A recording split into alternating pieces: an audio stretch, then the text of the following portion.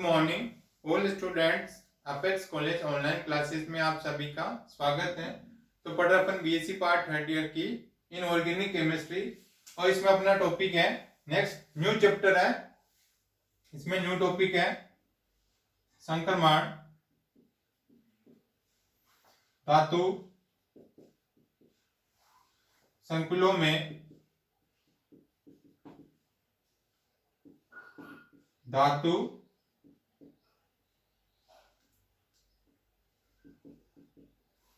To ligand बंधन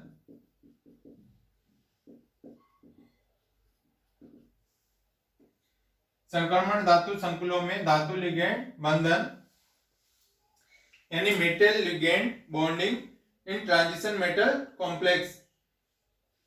metal ligand bonding in transition metal complex संक्रमण धातु संकुलों में धातु लिगेंड बंधन। यानी क्या होता है, जो संक्रमण धातु होते हैं या जो क्या करते हैं कॉम्प्लेक्स बनाते हैं किसके साथ, जो संक्रमण धातु या ट्रांजिशन एलिमेंट होते हैं, तो ये क्या करते हैं मेटल है, ये हो गए संक्रमण धातु जो क्या करती है लिगेंड के साथ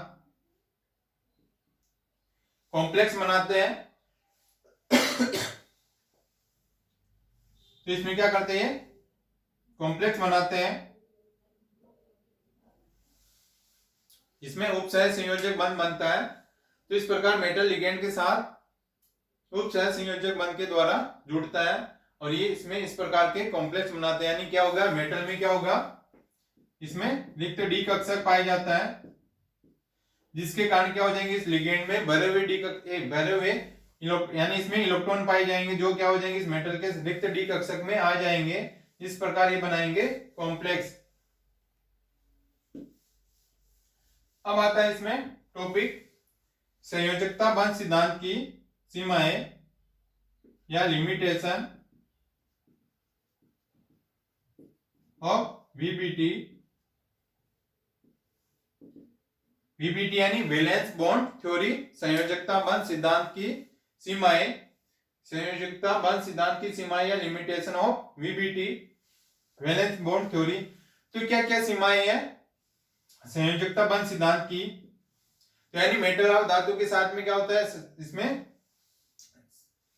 इसमें सह संयोजक बंध बनेगा, यानी इसमें उपसह संयोजक बंध बनता है। अब तो इसमें जैसे वीबीटी वैलेंस बॉन्ड थ्योरी इसकी क्या क्या सीमाएं, तो इसमें देखते हैं जैसे जितने भी संक्रमण धातु होते हैं यानी लगभग सभी संक्रमण धातुएं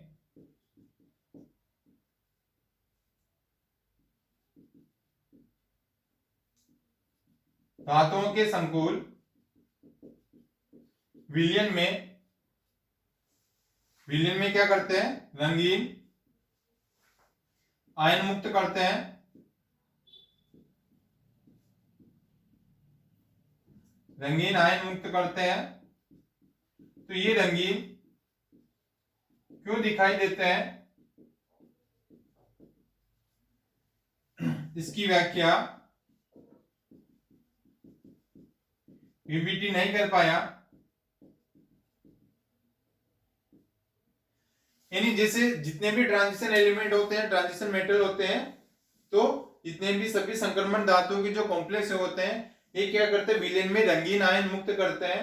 तो ये रंगीन क्यों दिखाई देते हैं, तो इसकी व्याख्या भी क्या करते हैं ये वीबीटी नहीं कर पाया, इसको ये एक्सप्लेन नहीं कर पाया कि ये जो होते हैं वो रंगीन क्यों दिखाई देते हैं।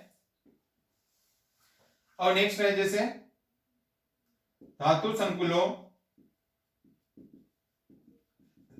के चुंबकीय गुणों मैग्नेटिक प्रॉपर्टी गुणों की मात्रात्मक व्याख्या इस सिद्धांत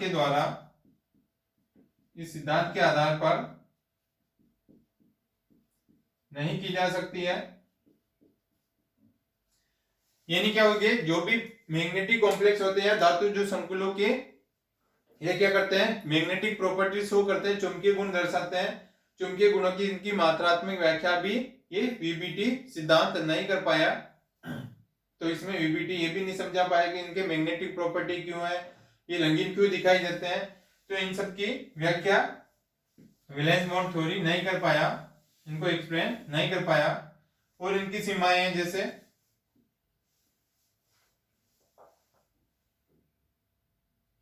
इसके आधार पर यह व्याख्या भी नहीं की जा सकती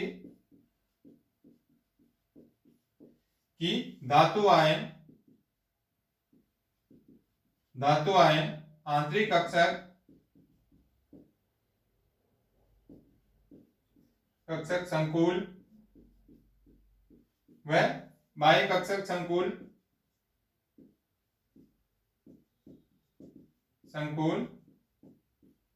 कब बनाएंगे,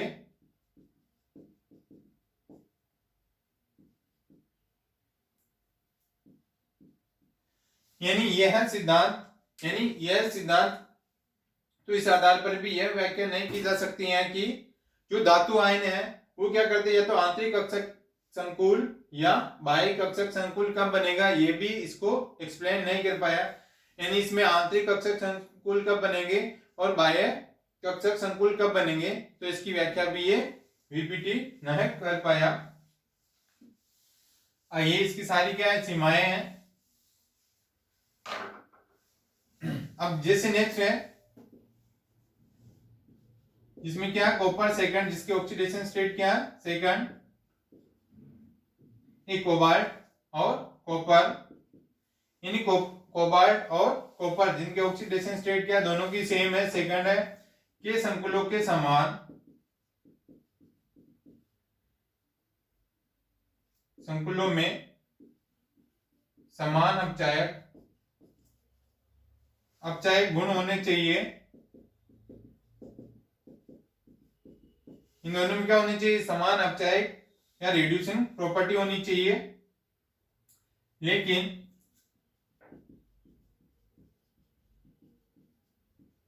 वास्तव में ऐसा नहीं होता है, तो इसकी व्याख्या भी वीपीटी नहीं कर पाया। यानी क्या हो गया, जैसे इन दोनों का ऑक्सीडेशन क्या है सेम है, तो के संकुलों में भी क्या होनी चाहिए, समान अपचायक गुण होने चाहिए, बल्कि वास्तव में इनके समान अपचायक गुण या रिड्यूसिंग प्रॉपर्टी नहीं होती है। तो इसकी व्याख्या भी इसको वीपीटी नहीं समझा पाया। जैसे इसके एग्जांपल देखते हैं, इसके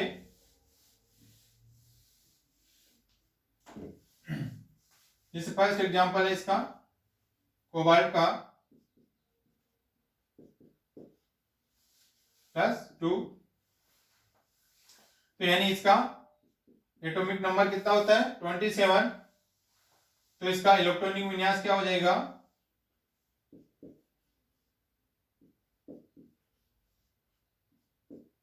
यानी हो जाएगा डी कक्षक 3D 4s और 4p कक्षक। तो इसका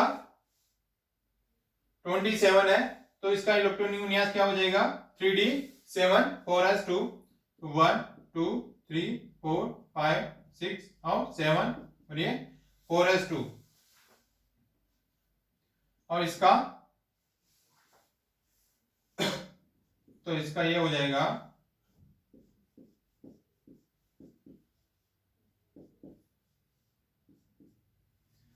तो यानी क्या है, इसकी ऑक्सीडेशन स्टेट कितनी है +2 संयोजकता है, तो ये 2 इलेक्ट्रॉन 4s कक्षक से चले जाएंगे,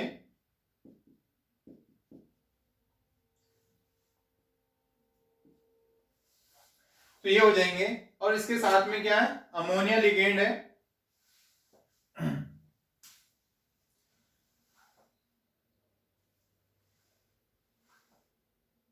तो जैसे अब इसका इलेक्ट्रॉनिक विन्यास हो जाएगा 2+ का, यानी इसकी क्या हो जाएगी, उच्चतम अवस्था हो जाएगी, इनकी उच्चतम अवस्था।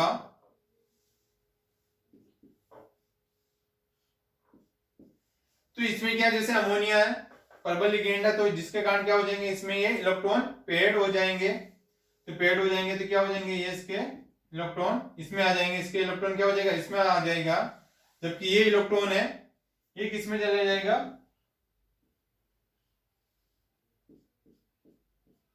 ये है 4D, यानी ये इसके पेड़ में आ जाएंगे। जैसे ये इसका इलेक्ट्रॉन इसमें आ गया तो पेयर में आ गया, ये इलेक्ट्रॉन है तो ये इलेक्ट्रॉन क्या हो जाएगा डी कक्षक में चला जाता है, तो इसका संकरण हो जाएगा जैसे ये, इसका संकरण होगा D2sp3 संकरण इसमें पाया जाएगा, यानी ये इसका क्या हो जाएगा D2 और sp3 संकरण जैसे,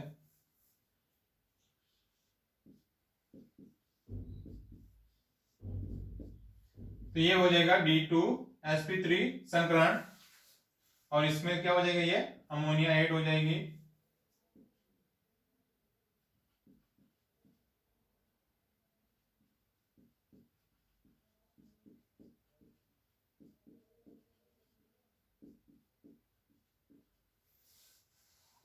इस प्रकार से और एक इलेक्ट्रॉन क्या हो जाएगा इसमें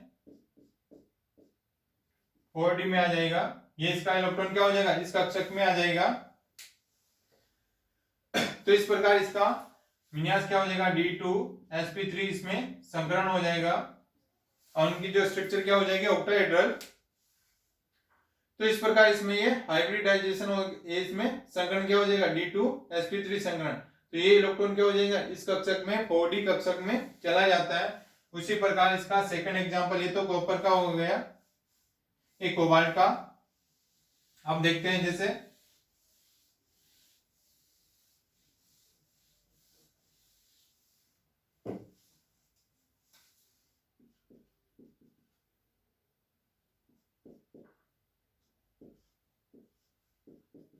2+, तो ये कॉपर साइनाइड का जैसे,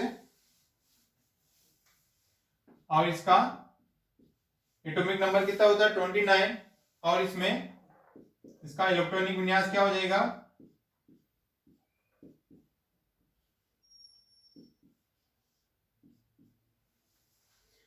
तो इसका इलेक्ट्रॉनिक विन्यास क्या हो जाएगा कॉपर का 29 है तो 3d10 4s1 होता है, यानी 1, तो ये 3d 4s और 4p, तो इसका इलेक्ट्रॉनिक विन्यास होता है 3d10 4s1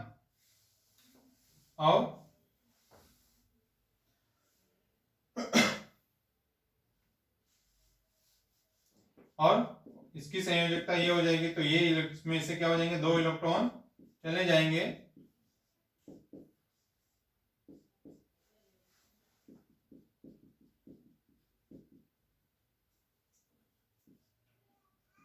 यानी 1 इलेक्ट्रॉन इस कक्षक से 1 इलेक्ट्रॉन इस कक्षक से, इसकी संयोजकता क्या +2 है तो इसका इलेक्ट्रॉनिक विन्यास हो जाएगा 3d9, तो ये इसमें हो जाएगा। अब ये इलेक्ट्रॉन है तो ये इलेक्ट्रॉन क्या हो जाएगा जैसे इस कक्षक में ये चला जाएगा, तो क्या हो जाएगा ये इस कक्षक में चला जाएगा 4p में, तो इसका संकरण क्या हो जाएगा ये ब्लैक खाली हो जाएगा D sp2 संकरण, तो इसमें संकरण क्या हो जाएगा D sp2 संकरण,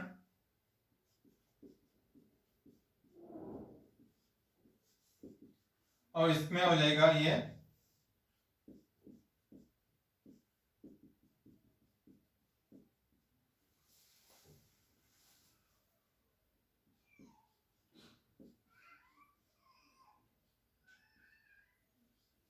इसमें 1 इलेक्ट्रॉन आ जाएगा और यहाँ पे साइनाइड,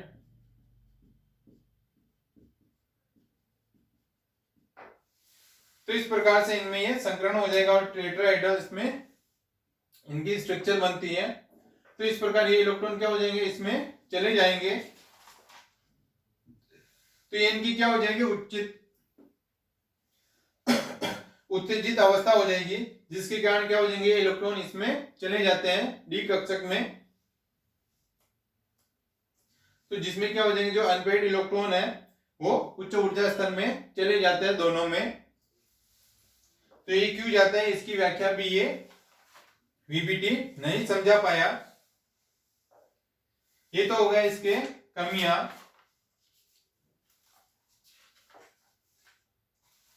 अब नेक्स्ट टॉपिक आता है, ये तो क्या हो गया संयोजकता बंध सिद्धांत की सीमाएं, तो ये क्या हो गया इसकी उच्चतम ऊर्जा अवस्था में क्या हो जाएगी ये अबंधीय जो लोन पेयर है अनपेड इलेक्ट्रॉन, तो ये अनपेड इलेक्ट्रॉन क्या हो जाएंगे इसमें इनके उच्च कक्षा ऊर्जा स्तर में ये चले जाते हैं। ये क्यों जाते हैं इसकी व्याख्या भी वीबीटी नहीं समझा पाया। ये सारे वीबीटी सिद्धांत की सीमाएं हैं। अब नेक्स्ट आता है इसमें क्रिस्टल क्षेत्र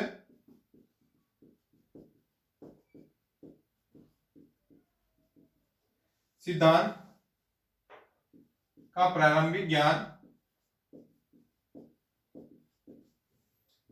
क्रिस्टल क्षेत्र सिद्धांत का प्रारंभिक ज्ञान यानी elementary idea of crystal field theory. तो यानी क्रिस्टल क्षेत्र सिद्धांत में क्या होता है, क्रिस्टल क्षेत्र सिद्धांत की व्याख्या करने के लिए क्या होता है, इसमें डी कक्षकों का महत्वपूर्ण योगदान होता है। डी कक्षकों का इसमें महत्वपूर्ण योगदान होता है। तो सबसे पहले जैसे डी कक्षकों की आकृति देखते हैं। इसमें डी कक्षक यानी इसमें देखेंगे डी कक्षकों की आकृति।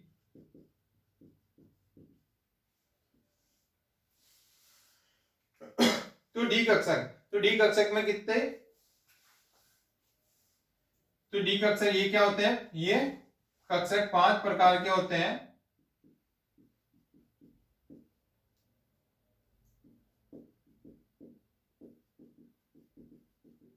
पांच प्रकार के होंगे।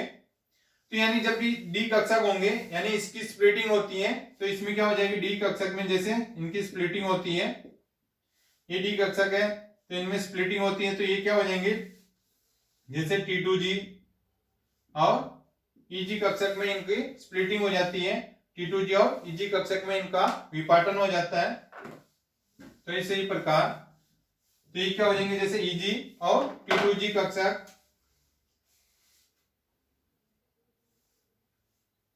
तो इसमें जैसे सबसे पहला हो गया EG कक्षक।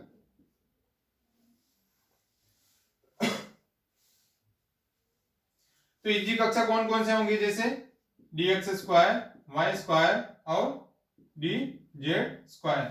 तो ये होंगे EG कक्षक, dx² y² और dz²। तो ये हो जाएंगे इसमें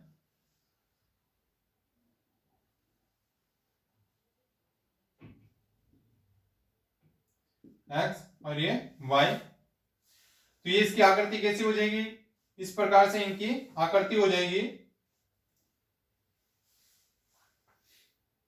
और dz² है।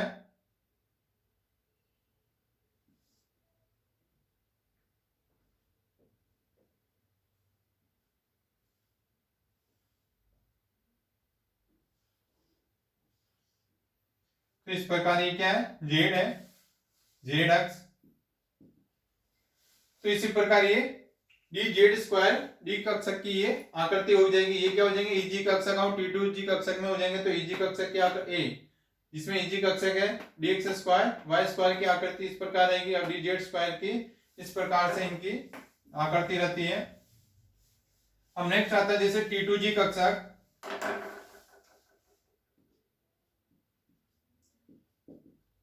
T2G कक्षक तो इसमें रहता है dxy dyz और dzx। तो ये T2G कक्षक क्या होते हैं, 3 प्रकार के होंगे, dxy dyz और dzx। तो dxy की आकृति इस प्रकार से रहेगी।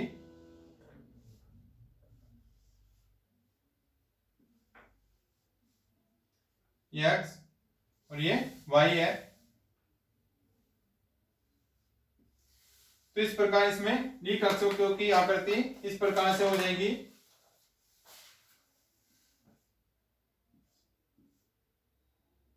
ये y और ये z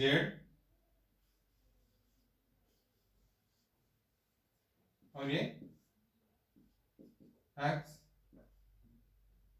z। तो इस प्रकार से इनकी आकृति हो जाएगी। ये तो क्या है, dxy dyz और dzx की आकृति। तो ये क्या हो जाएंगे, इनके EG और T2G कक्षकों की ये आकृतियां बनती है इस प्रकार से। तो क्रिस्टल क्षेत्र सिद्धांत में क्या होगा, डी कक्षकों का महत्वपूर्ण योगदान होता है। महत्वपूर्ण योगदान होता है। इसलिए सबसे पहले ये डी कक्षकों की ये आकृतियां है।